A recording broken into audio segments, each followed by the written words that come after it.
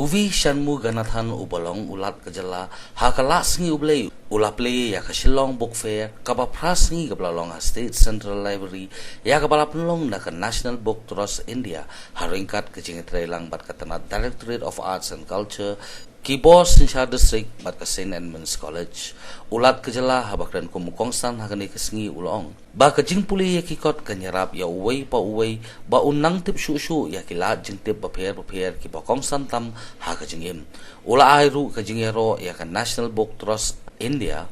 kabala penlong ya kum kini ki program hakeleng ki benta kari bat ong bakane kanyarap ya ki pat ba bantip syapang kikot bat kum juru ban ban puli ya ki haba ai khublei ya katanat Arts and Culture jong kajala kintup ya ka St. Edmunds College ula kintu ya ki bakindang yai beteng ban pelong ya kum kini jing pini madan jing sei madan bat jing di ya ki kot hakane kanong ba shilong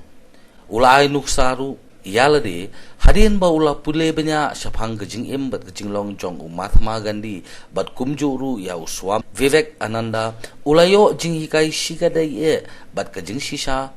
ha ka bakut ka job bed ka aibor banyo jingtip ka basay bat ka penyap ya ka jinglong tolot na markidei ka baim ha ka jing slur banlen lade ulat ula kenturu ya ki samla pule bakin pule ya ka jing em bat jinglong jong kinu kinong tho haba ki pule ya ki kot jong ki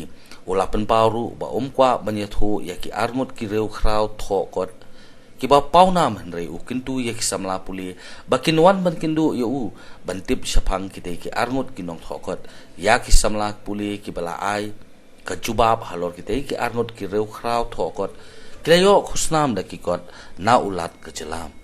ulapan paru ya kejingkemen halor kejingriam tenrai jong kisamla basha hikai hakaput ketem haka Arts and Culture bat kum juru ya kejingrawai khasi jaintia bat garu jongki hadu saf nyongut kinong pinmikot bat kinong pinya yo ya kikot nakaleng kari India kilawan bin shimta hakane ka Shillong Book Fair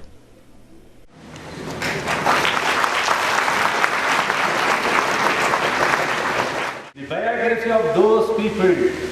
So it gives you two messages. One is truth triumphs. Number two is strength is alive, weakness is dead. Be bold, be courageous. So I am very happy in inaugurating this book fair because the book always gives you lot of insight, knowledge, direction for your life. Thank you, all.